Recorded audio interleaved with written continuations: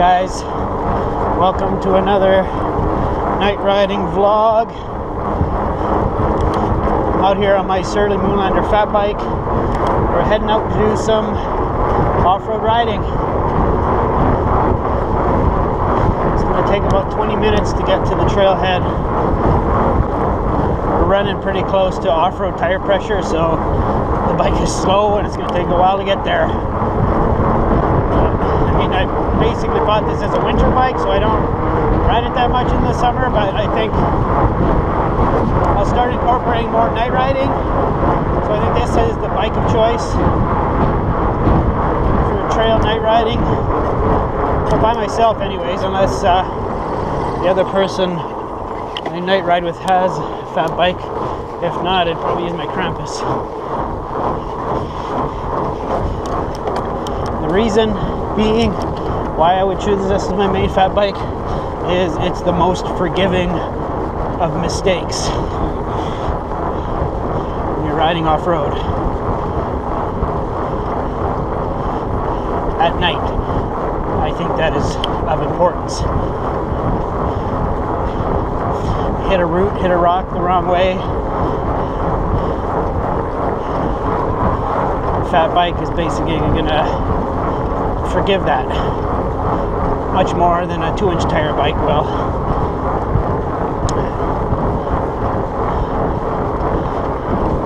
Unless it's a full suspension bike. A spare tube with me. Hopefully I don't need it. Last ride I did on my Krampus with another Krampus owner, I got a rear flat. Not fun to change on a pitch black trail. I got a flat because we rode over some shipping pallets that were there to cover over some muddy sections. They're starting to fall apart, so one of the nails is exposed,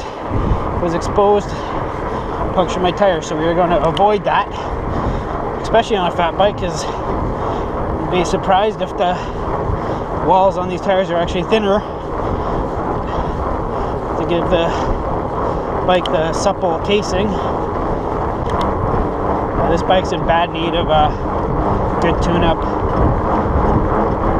Put over 3,000 winter kilometers on it, so it's seen some harsh conditions. Surprised it's riding as well as it is, actually. So we're gonna go through the LPH trail system here to get to the main trail system, so we avoid the roads, avoid vehicular traffic. Here's our first taste of anything that's actually trail, really single track, so I can check my tire pressure. It's going to be appropriate.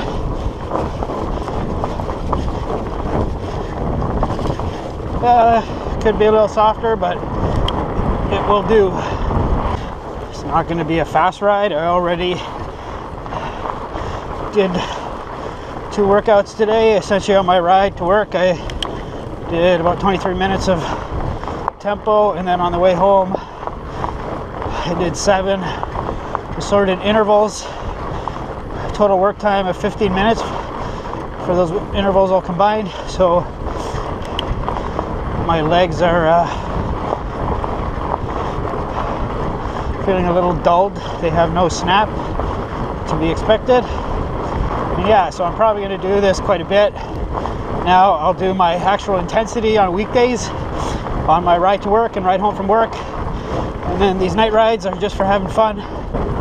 Man, it was really warm this morning. When I woke up, it was before 7. It was already 19 Celsius. And it's almost October. Seriously high double digits in the morning for around here.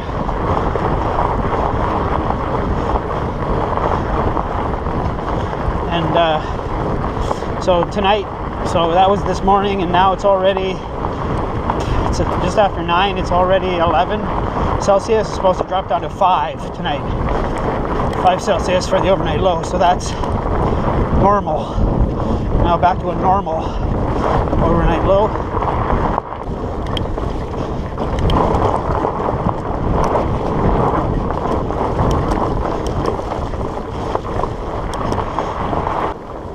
So we have to do, there's a climb here now we have to do to get on top of the bluffs, which is like a little park on top of a steep hill with a nice view overlooking the city. But you can't see it, but there's a switchback up there, and it gets really steep. There's a Strava segment up here,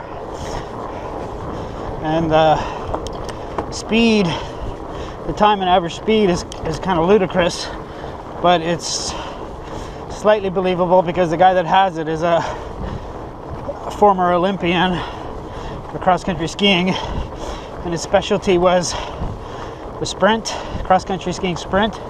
So he was known for his explosive 1 minute efforts, and this is on a road bike would be an explosive, probably sub 1 minute effort.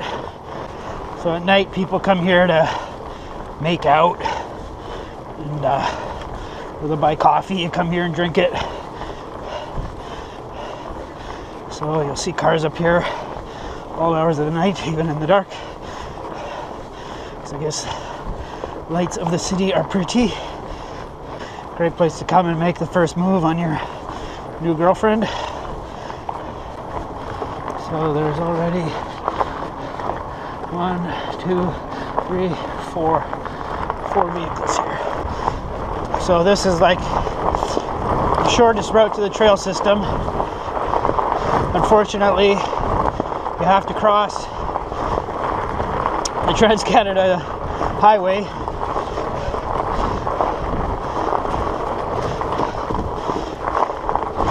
So we'll get there soon. I can already hear big trucks going by. So they'll see these lights and they'll wonder, what the hell is that? Canadian Shield, ladies and gentlemen. Precambrian Shield, a geological formation in the area. I will put the link, Wikipedia link to it in the info box. Not only do I entertain, I educate. I had some rain a few days ago, so it should be a little bit wet through here. It's damp now, it's almost all dried up. There was a big puddle on the other side of this hill, so it might still be there. Which it is, but quite a bit smaller than it was before. So now we're coming out onto the TransCanada Highway. Ha! Separated lanes on the TransCanada.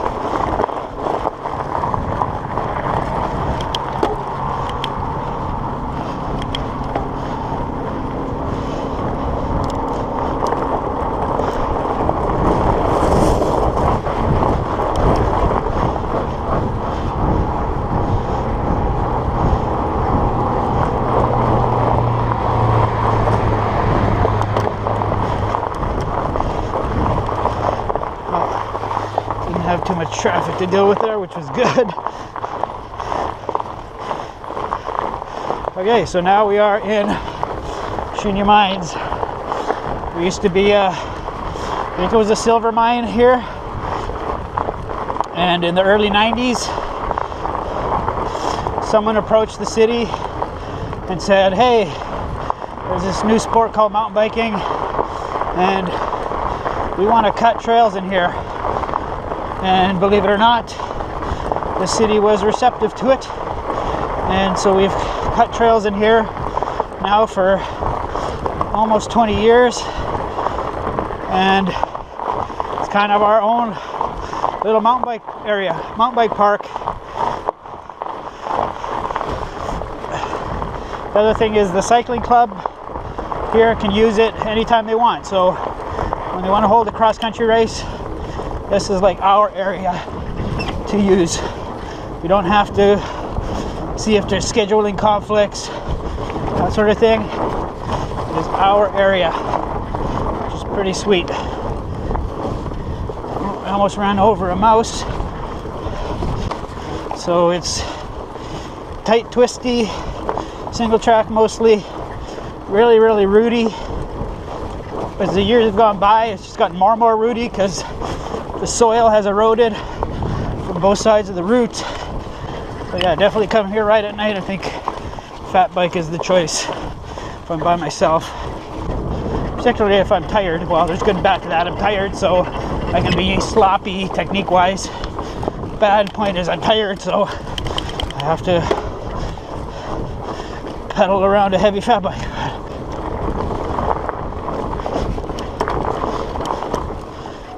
Section's done, so yeah, like I said, it's a good choice tonight because it's the most forgiving of mistakes. It does have a downside in that the tire is so fat that, especially since we're running 5-inch tires on 100mm rims, that if there's any stumps or rocks on the edge of the trail, because there's lots of undergrowth now, you're more likely to hit them at the side of the trail because the tire's so fat. But I'll take the forgiveness on when you keep your tire on the trail over the slim chance that something like that may happen. Just going to our next section of trail here. We need to go here. Yes. This is what we need to do. So yeah, the lighting system I have on this bike, it's actually really old by LED lighting standards, since the technology is going so adapting so fast.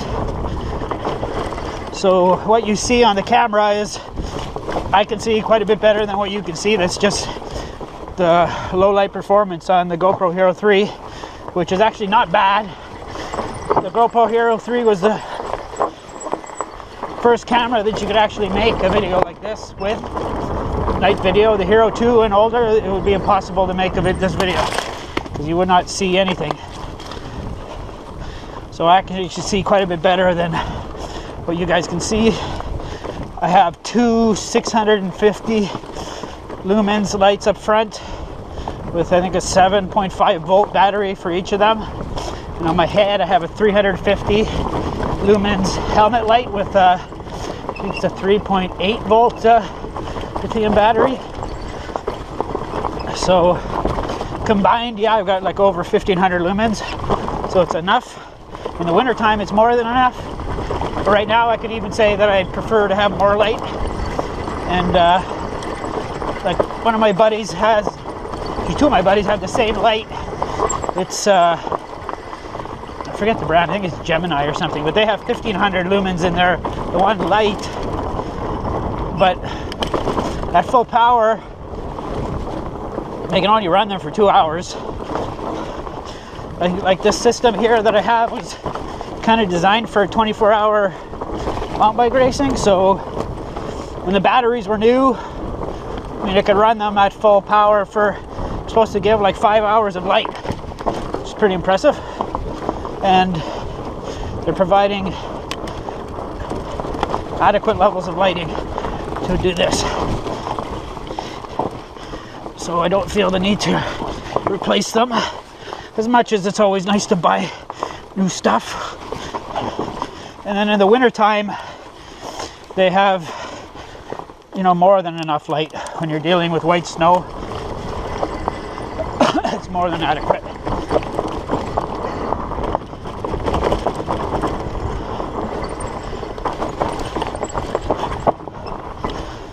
So the two handlebar ones, they have like a spread beam, so they like a flood lens on it. And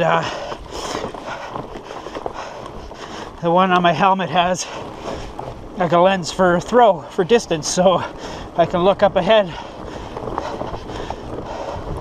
And this is how I'd always want it now. I'd like two on the handlebar, or one if it was super powerful system.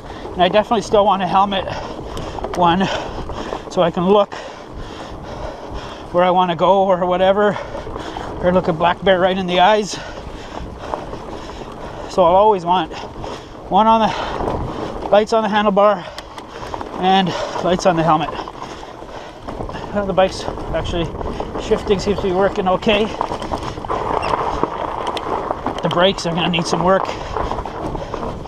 and it's still the original bottom bracket. Now it's gone through a couple harsh winters with like lots of winter riding and lots of like minus 20 Celsius and colder riding, so I'm surprised it's held up, considering I think it's essentially the same bottom bracket that's in my Krampus, and I had to replace my Krampus bottom bracket after 2 months. I don't think it was really a warranty situation because there was some wet riding involved, but you know, you complain enough, and my dealer ended up replacing it. He just gave me a new one, even though they probably won't get warranty on it. But that's just them trying to keep me happy, because not to brag, oh, I spent a lot of money there, but I spent a lot of money there, so they're just trying to keep me happy. Every once in a while they'll do something like that to make sure I'm happy. Yeah. Sure, my Krampus is faster through here, but actually I'm having more fun riding this fat bike over the really rooty stuff,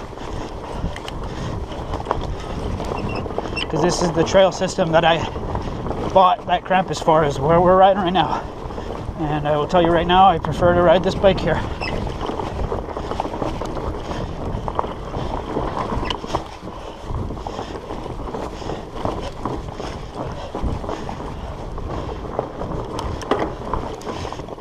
This Moonlander may be old school, but it's still, maybe it's not, because most of these trails were cut in the 90s for the type of geometry that's on these bikes. This has like 1990s geometry, steeper head angle shit, so that's why he likes these trails, because these were designed and cut with 1990s trail bikes in mind.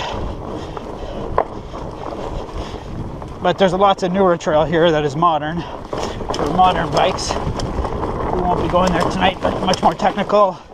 They've built ramps and shit, steeper drops.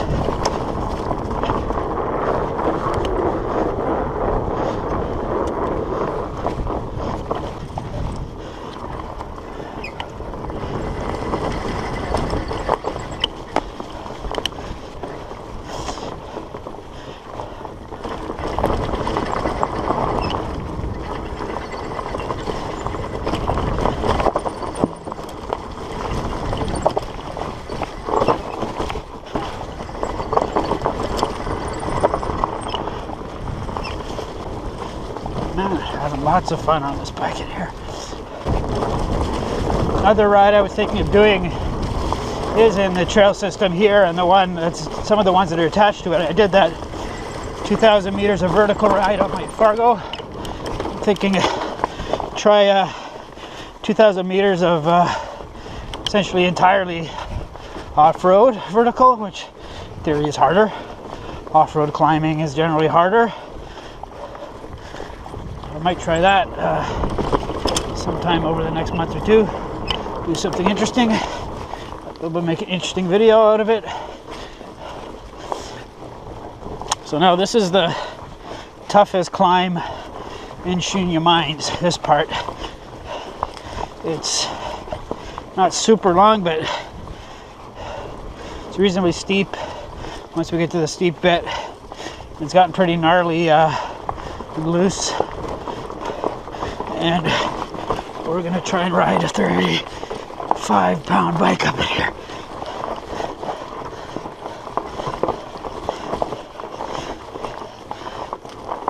That's the first pitch, and then here's the second pitch.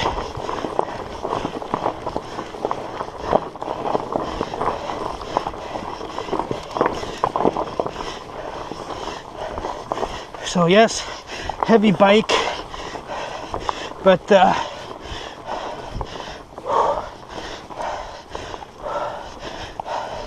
incredible amount of traction. Means all you got to do is just concentrate on pedaling, and you won't have to worry about slipping out.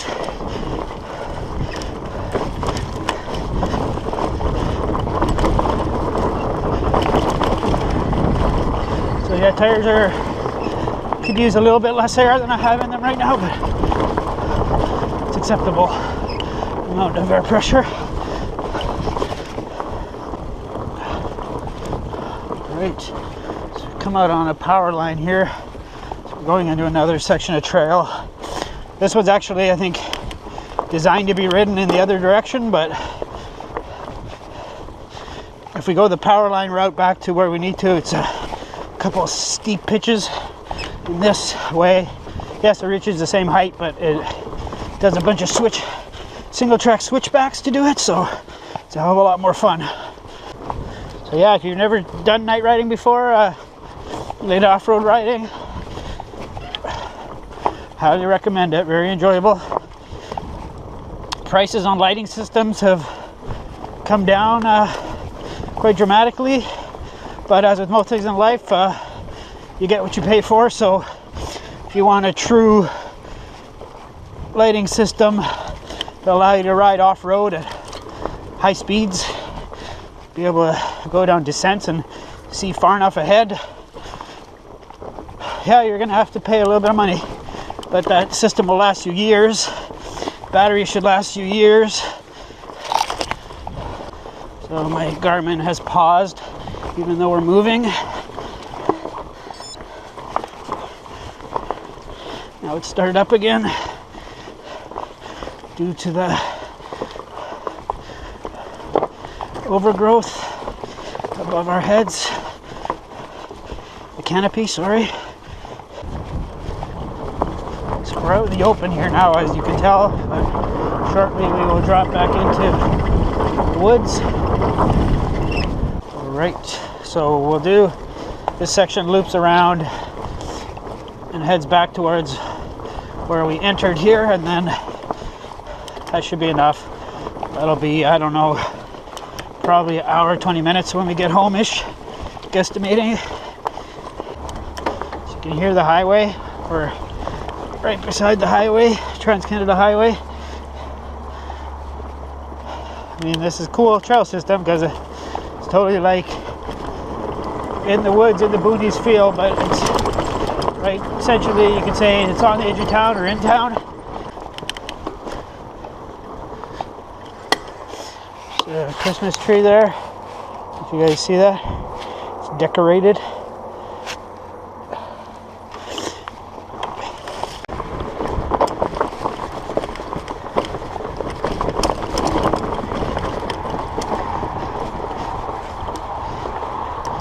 And some serious rootage action through here. Definitely full suspension fat bike territory.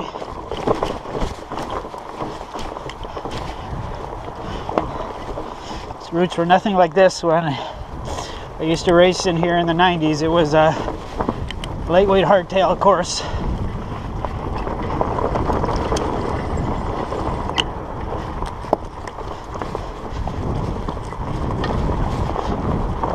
In fact, I think it was more fun when it was like that.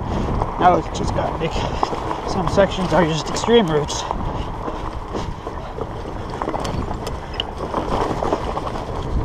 These little rock gardens weren't as exposed as they were.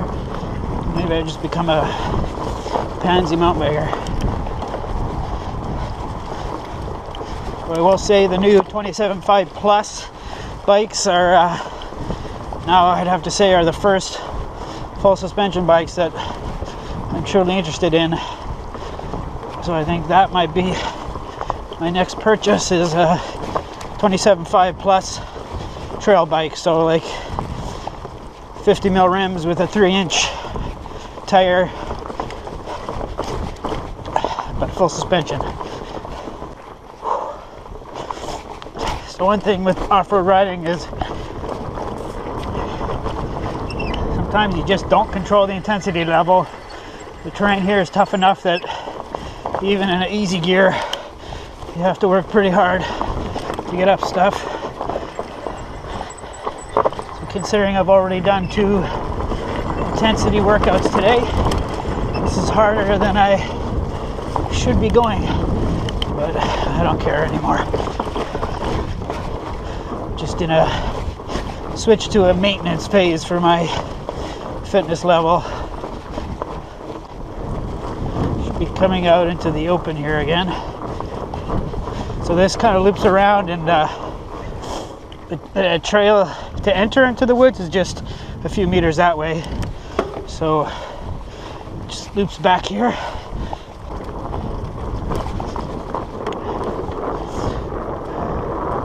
Another little ramp here for us. This one's pretty long. So thank you for the people that volunteered to make that. Without you, I'd be riding through a mud hole. So check out this bit of trail here. This is super cool. Scary kids. Shouldn't say that or I'll start scaring myself.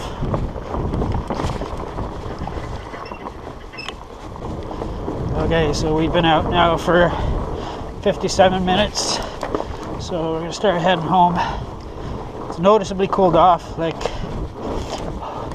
can't quite see my breath yet, but tips of my fingers in these summertime gloves are starting to feel it. So, read that there. Grand Chasm Trail closed due to construction. Actually, I'm really impressed they actually made an official sign with the name of the trail on it. Instead of just saying closed trail, they actually put the name on the trail. You can see the name of the trail on the tree over there. I'm impressed. So what has happened here, like I said, this is old silver mine, like 100-plus-year-old mine here. And this particular trail like skirted around the edge of it, and apparently now it's sinking into itself, and the city says, oh, it's dangerous, you guys can't go near it. So they fenced it off initially, and it's sinking more and more and more and more. So no, it's too dangerous now, we gotta close the trail. So the trail's been closed. Supposedly they have engineers coming to check it out, and they're going to do what they can to fill it in. This trail may never open again, and it was one of the coolest most flowy pieces of the trail here, so it's kind of sad that it may never actually open again, but there's room here to build more trail, and that's what might end up happening. I admit, I love fat bikes. You're gonna stay fully rigid, you want a fat bike,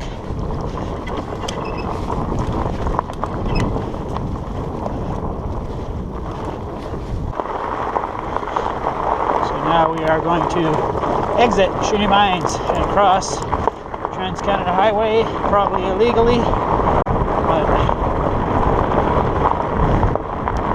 it's the most direct way to get here. Across 4 lanes of the TransCanada Highway.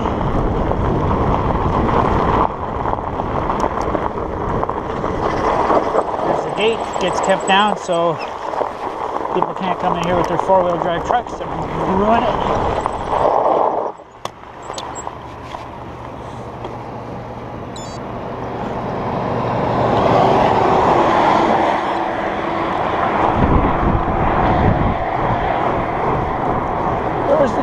There's the trail. Got traffic coming towards us.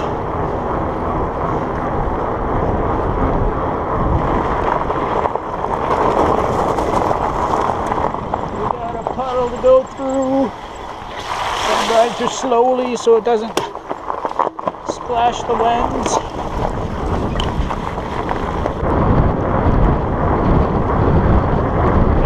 About riding as night is it always looks like you're going faster than you actually are, so it's a nice sensation. it looks and feels like you're going faster than you actually are. You think, wow, I'm flying, and then you look at your speedo and you're like, oh, I'm actually not flying. It just feels like it. So this is the LPH. There's a lot of my winter miles in here on weeknights. 10-minute ride from my house. It gets nice and hard packed from people hiking in here during the day. Come here at night, I have the place to myself. Okay, about to exit the trail system.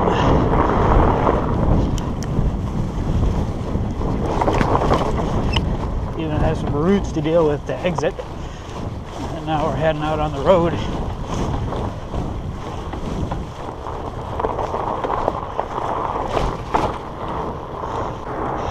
Alright, we made it home in one piece.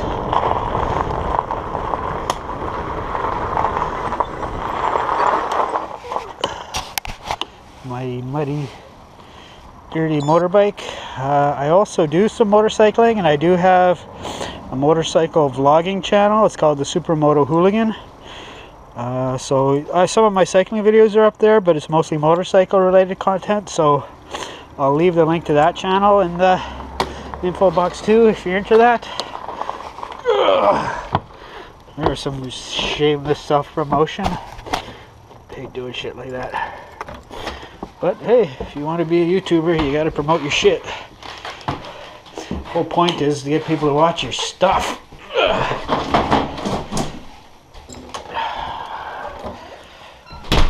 There's a small sampling of bikes. I got bike hooks. I'm too lazy to hang them up there because I'm using the bikes all the time. So yeah, it took an hour, 20 minutes, 26 seconds. So it was a good estimate on my part. Hour, 20 minutes. We only went 17.5k. Our average speed was 13.1k an hour. Max speed 39. Yeah, you don't go very fast on a fat bike, but they're still fun as hell. Thanks for watching. Bye.